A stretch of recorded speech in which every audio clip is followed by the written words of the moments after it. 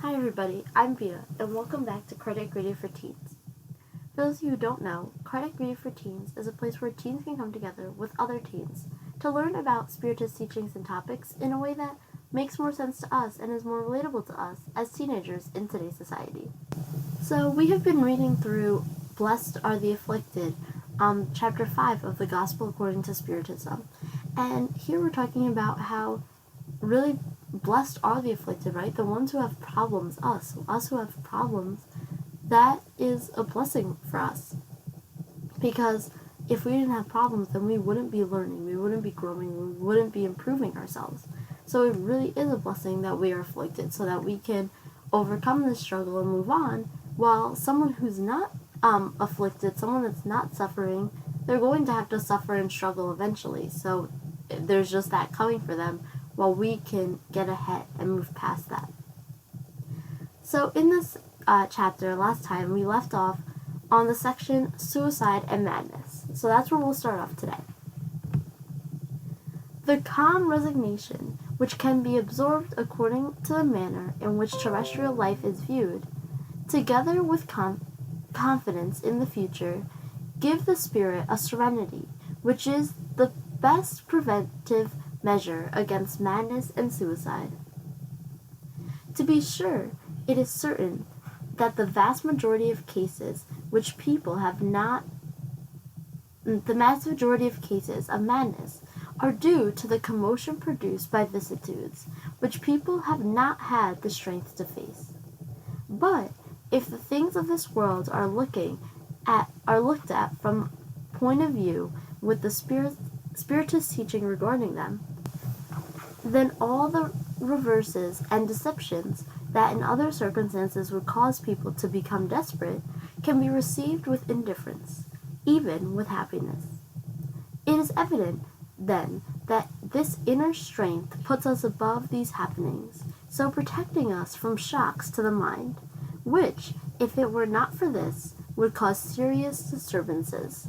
So here they're kind of introing us to understand how this madness and suicide that people go through, it's about people not being able to overcome or feeling like they don't have the strength to overcome these problems that they're going through.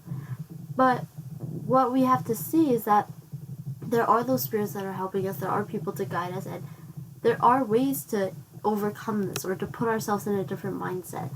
But when we feel like we don't have the strength to overcome an obstacle, that's when we become desperate, and that's when that madness and suicide comes out.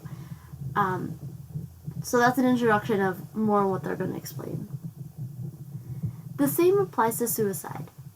Leaving aside those that occur due to drunkenness or madness, which can be classified as unconscious, it is certain that in every case the cause is discontentment, whatever the private motives may be.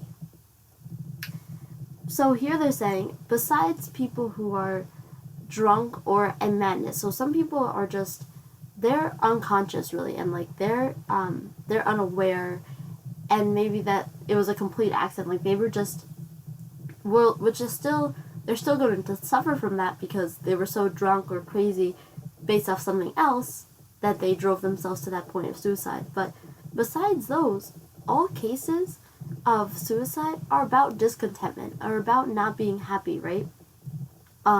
Struggling through something and it's too hard. Whatever, everyone has their little motives, but it all comes down to that of not being happy. But for those who are sure they will only be unhappy for a day, then the days to come will be much better. It is easy to be patient. People only become desperate when they see no end to their suffering. What is a lifetime compared to eternity? It is not less than a day. But for those who believe in eternity, or who judge that everything ends with life, for the unfortunate and the affliction will become dejected, grief-stricken, or heartbroken. Death appears to be the only solution for so much sorrow. Expecting to receive nothing, it seems natural and even logical to them to shorten their misery by the means of suicide. So when we can understand, an important part here that they're bringing up is when we can understand that this is a small struggle, right? Like, I'm going to get through it, and that's it. And it doesn't have to be a big thing. Like, we can be going through a class that's really hard, but we know, okay, we just need to finish these few tests, get through it, and then we'll move on. We know that the suffering is not going to go on forever. So it's easy for us to be patient and to be like, okay, push through, because it's almost done. But when people become desperate is when they don't see that end. They think, there's no way to fix this. This is never going to end. I'm just going to keep being in the cycle of misery, of suffering. And that's when they see that they're kind of stuck. And when Spiritism enlightens us to this eternity that we have, we know that if we end our lives now, that's not going to help us, because we're still going to go onto the spirit world and be living in the spirit world and have to reincarnate, and now we are just making more problems for ourselves that we're going to have to fix eventually. So we know that it's better to just push through now and suffer and try hard than ending it. But for those people who don't believe in an eternity and they think that after death that's it, then it makes sense. They think, oh yeah, then let me just die, so I can end my suffering. But Spiritism enlightens us that it's not going to end our suffering, because we have to go to the spirit world. We'll have to face consequences there. We'll have to reincarnate to fix all the wrong things we did, and we're going to have to go through it all over again. We're going to have to suffer. The best way to handle our suffering is to try and overcome it, because that way we won't have to face those types of sufferings again. Then they continue. Total incredulity, simply doubting as to the future or having materialistic ideas, are in fact the greatest of all incitements towards suicide, because they cause moral cowards. Upheld by the authority of their knowledge, scientists do their best to prove to those that will listen or read what they write that we have nothing to expect after death. Are they not in fact leading us to deduce that if we are wrenched, then the best thing to do is to kill ourselves? What can they offer as a reason to turn away from this consequence? What compensation do they have to offer? What hope can they give? None at all, except nothingness. From this we should conclude that if nothingness is the only heroic remedy, the only prospective, then it would be better to seek it immediately and not later on, so as to suffer less. So here we're seeing another issue is when we have too materialistic ideas, and we know that the real world, like our spirit world, our real intelligence, is not based on material things. And as we get more evolved, we move away from material things. But some people have very materialistic ideas. And in these cases, they aren't seeing past the future life, right? Like, according to science, there's nothing that's proven to be after death. So scientists are going to say there's nothing after death. So when people are just thinking in these terms, then they think, okay, there's nothing after death. Death is the end. So let's just, if we want death, right? Death is what we're amounting to, then might as well just bring it early. But Spiritism is here to enlighten us that it's not just that, right? Yeah, scientists can't prove that there's anything else right now, but we have Spiritism to show us that there is more out there, and it's not going to help us if we create this death earlier for ourselves. So then, the dissemination of materialistic doctrines is the position that inoculates the idea of suicide into the majority of those who actually come to commit this act. Therefore, those who become disciples of such doctrines assume tremendous responsibilities. With Spiritism, however, this doubt is impossible, and the aspect of life changes completely. For the believer, existence prolongs itself after the so-called death, although in many varied conditions. From this belief stems patience and resignation, which naturally leads all thoughts away from the idea of suicide. This then is the process that enables us to acquire moral courage. So again, they're saying how there's materialistic doctrines who are talking about only material things and you can't see that there's anything else, and that kind of promotes these suicidal behaviors in a way, because if there's nothing else, then that's fine if I just make it early. But Spiritism has come to show that that's impossible, because there's so much after this, right? There's an eternity after this. So you doing that, that's just going to make you suffer more. And that gives us courage. That gives us courage to push forward and to keep going and know, like, okay, if I'm facing this challenge, I just need to continue going through it and try and overcome it and do my best. And even when we struggle, even when we make mistakes, we just have to try to be the best. We have to try to not let our mistakes overcome us and keep doing those good, positive things, because again, if we're saying, oh, I made one mistake, might as well make all the mistakes, we're going to have to repay for that. So even if we're suffering and then we commit suicide, well, now we have to go through that suffering again because we didn't overcome it, and now we have to make up for the mistake of suicide, which is a very difficult one to make up for. It takes a lot of time to make up for that. So even when we're going through our hardest times, we need to keep in mind these positive messages, keep in mind doing the right thing, and have this moral courage to do well. In the same aspect, Spiritism produces yet another equally positive result, one that is perhaps even more decisive. It presents these actual suicides, who inform us of the unhappy situations in which they find themselves, so proving that one violation of God's law with impunity. God prohibits us to cut short our own life. Amongst these suicides there are those whose suffering, although temporary and not eternal, is nonetheless horrible, of such a nature as to make those who might be considering this act reflect before leaving this world sooner than God ordained. The Spiritist, moreover, has various reasons against the idea of suicide.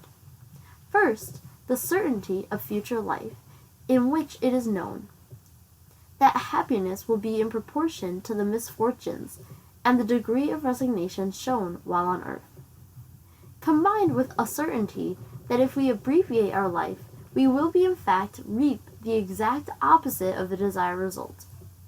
By liberating ourselves from a trial in this manner, we will consequently encounter another one far worse in its place, longer and more terrible. The Spiritist knows that it is a mistake to imagine that by killing oneself we will reach heaven more quickly, because suicide is an obstacle that will prevent us from joining those we love and hope to meet on the other side. From whence the consequences of suicide, which only bring deception, are against our best interests. From these reasons alone, the number of people already saved from suicide is quite considerable. From this we may conclude that when all men and women are Spiritists, conscious suicide will cease to exist. Well, when compared to the result of materialistic doctrine with those of the Spiritist teachings, on this one point alone we are forced to recognize that whereas the logic of the first leads towards suicide, the logic of the second prevents suicide, which is a fact proven on many occasions. So here they're more going towards how Spiritism helps prevent suicide. And that's because when we see that there's more out there. And when we commit suicide, we're going to suffer even more than we're suffering right now. If we think this suffering is bad, just wait and see what's going to happen, what the suffering is going to be like after committing suicide. It's going to be terrible. And even though, you will get through that suffering, it is going to be long and terrible and very hard to overcome. Not saying that you won't overcome, but it's going to be much harder than what we're going through right now. And not only is Spiritism telling us this, but it shows us this, right? When we have accounts of people who did commit suicide and say, yeah, like, I was desperate, I was thinking this, and then I had to suffer all this much to overcome that. And there are many accounts that prove this situation.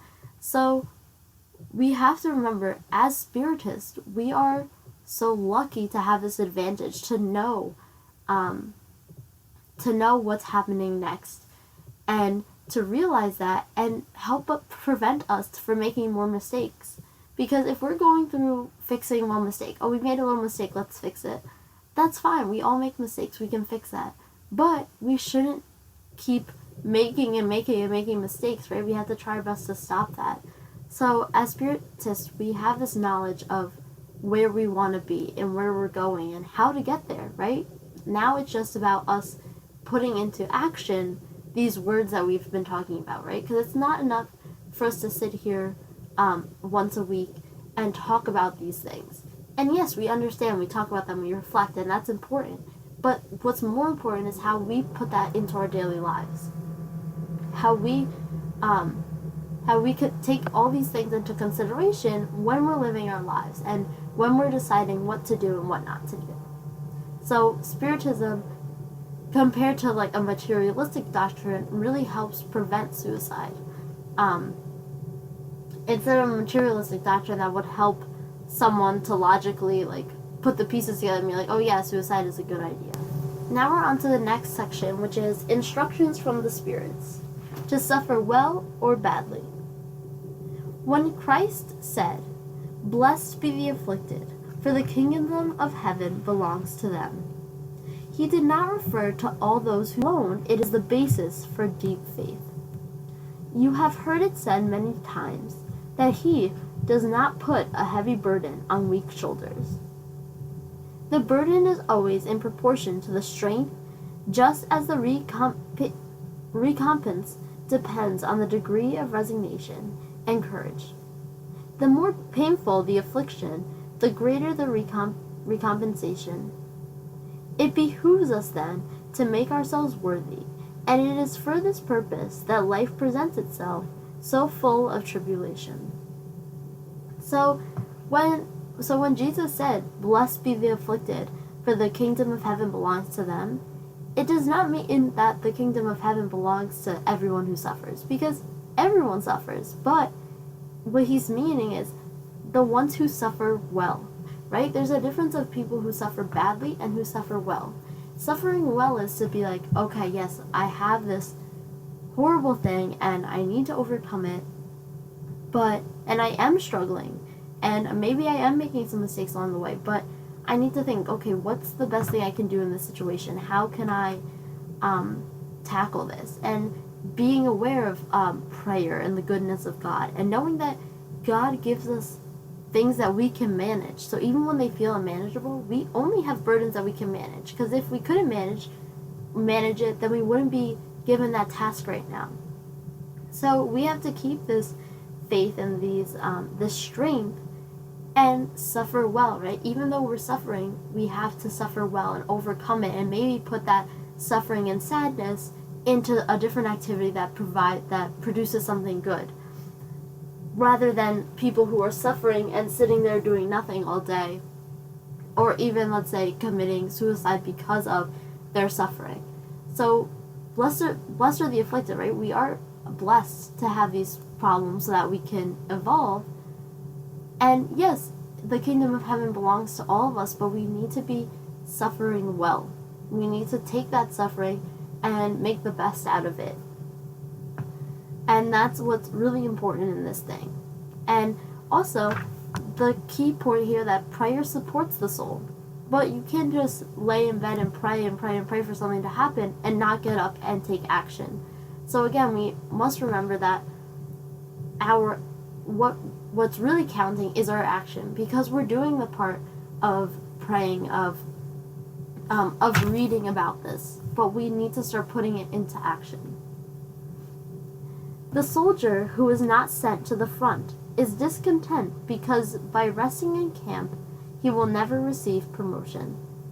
So then, Be like soldiers, and do not desire repose, which will only allow the body to deliberate and benumb the soul. Be content when God sends you into battle, because this is not a battle of the firing line, but the bitterness of life, where frequently the one who stands firm before an enemy weakens when confronted with the tendency of moral suffering. Although there is no reward for this kind of courage on earth, God will reserve the laurels of victory and a place of glory for those who withstand.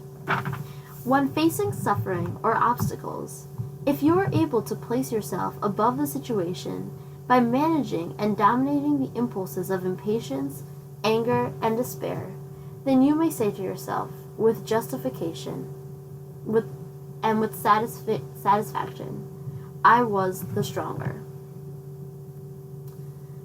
So here they're saying when a soldier is called to the front line, right? The front line of a battle, and the soldier is happy to be able to prove themselves and to put into action what they've been working on, and they know that afterwards they'll be able to receive a promotion. They'll be rewarded for that. But that one who is not sent to the front line and is just sitting there resting, he's gonna be discontent because he doesn't want to be resting, because he's not gonna get a promotion sitting there doing nothing, right? We need to go out and show ourselves and prove ourselves to these sufferings, right? When these sufferings come, we need to stand up to them and face them and prove ourselves to them and overcome them, and then we'll get that promotion, right? We'll move up, we'll feel better about ourselves, we'll overcome that.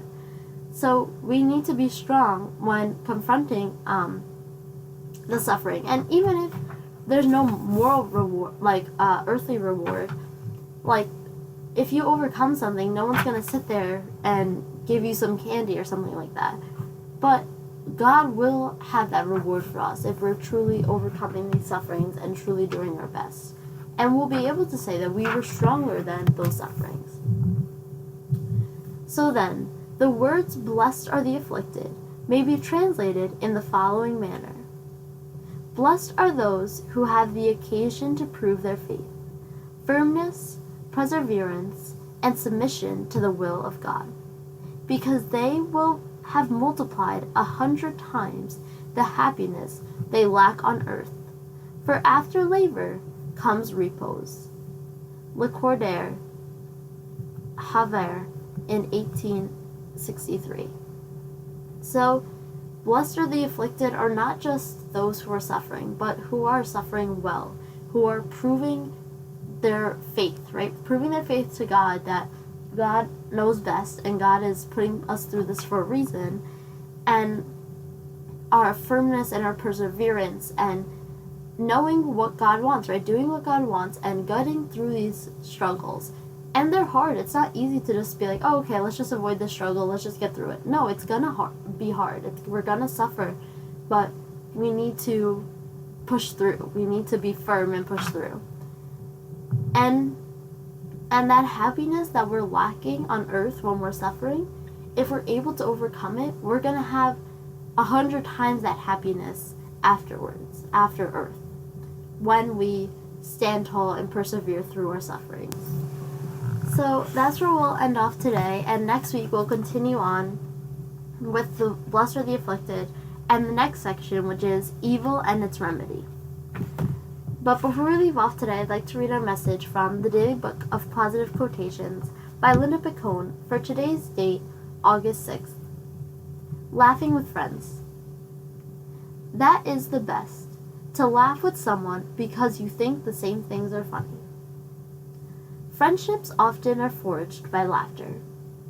Someone with the same sense of humor is likely to have other similarities we value.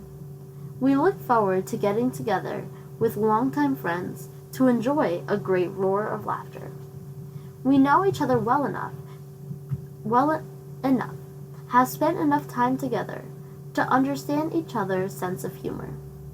The funniest stories we share are those about ourselves, and the things we've done together. I will laugh today with people I love. If you all have any questions, comments, concerns, anything you want to talk about at all, feel free to email me at cardiacradioforteens@gmail.com. And if you do need help with any more of that suicide topic and understanding, feel free to reach out to me, and I can talk to you myself or reach out to other people that can help you get through those circumstances. I'm Bia, and this has been Cardiac Radio for Teens. Thank you all for listening. This has been Cardiac Radio for Teens. Thank you all for listening.